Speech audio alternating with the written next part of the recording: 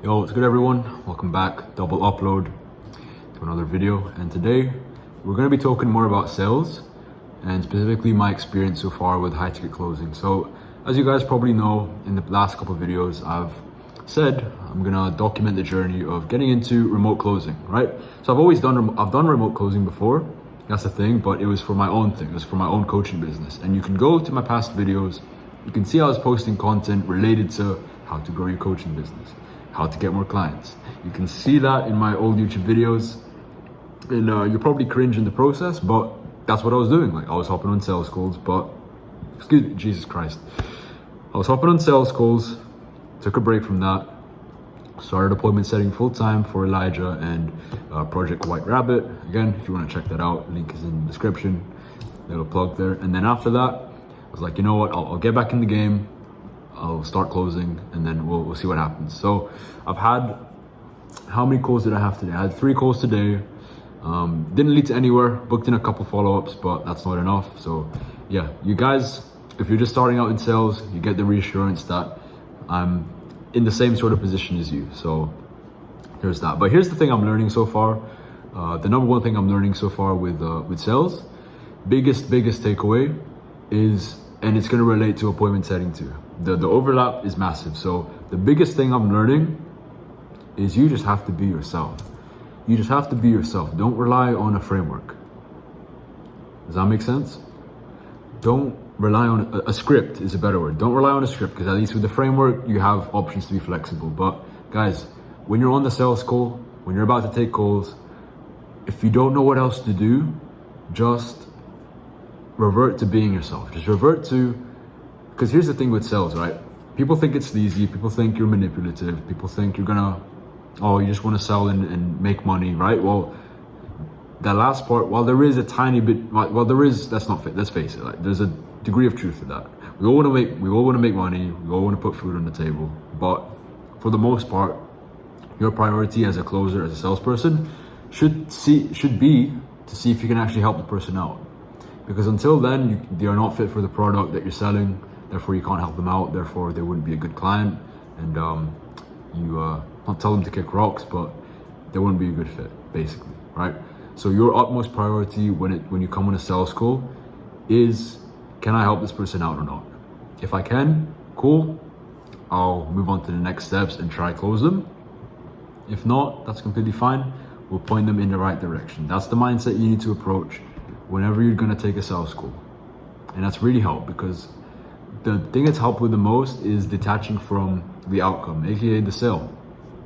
If you are attached to the outcome, if you're attached to making your commission for that day, even if you're in a tough situation, I know it's hard, but even if you're in a tough situation, trust me, desperation is a number one turnoff for a lot of people, not just in sales.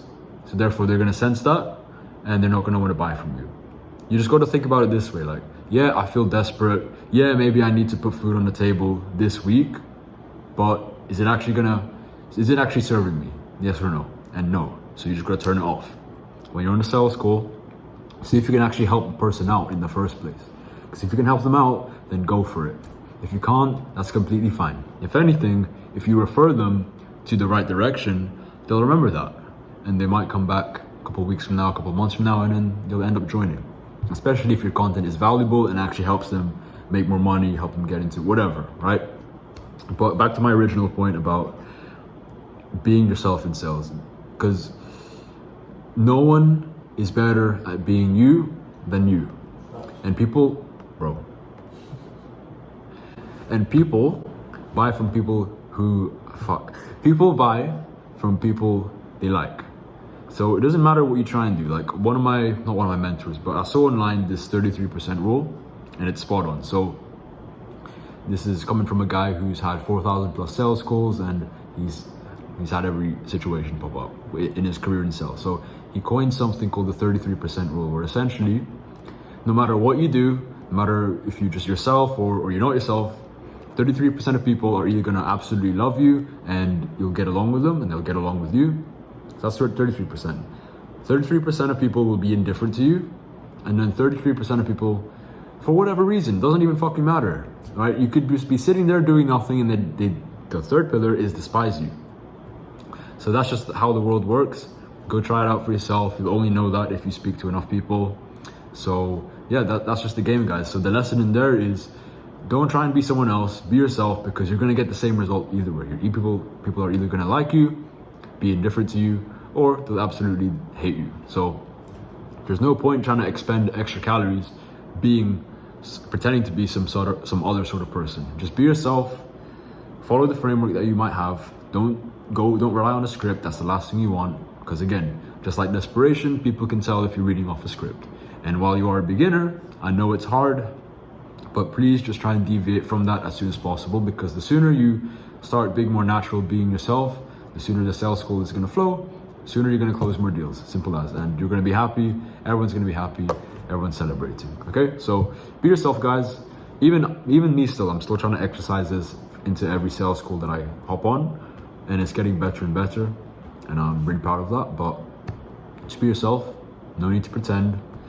If you are more of a direct, like for example, if you're more of a direct, like Andrew Tate style, go ahead. If that's genuinely you, then there's no reason to hide that. Just be direct as you are, lead the call, and be upfront with the other person, right? But if you're more of a happy-go-lucky type person, you love talking to people, you're very bubbly, then be that person. There's no need to be the Andrew Tate direct type style if that's not you. If you're more of the bubbly person, if you are more of the former, you're more direct, there's no reason. And this is me, by the way, so I've got to learn this lesson too firsthand. But if you're more of the direct person and you're not really much of you're jumping around and shit, then don't try and be that person, okay? Because it's going to come off weird in the sales call. The prospect is going to think, okay, well, this guy's a bit weird, like, what's he doing? I don't want to buy from him. He's just a fucking weirdo. So yeah, just be yourself. I don't know how many times I have to say this, but be yourself. Don't pretend to be someone you're not, and you'll close more deals. Simple as. And don't rely on a script too. So these are my findings. We'll update you with more findings, and hope you enjoyed this video. If you are a remote closer, then this should be of value to you too. So yeah, make sure you like, comment, subscribe. You know the drill, and love you guys. See you in the next one.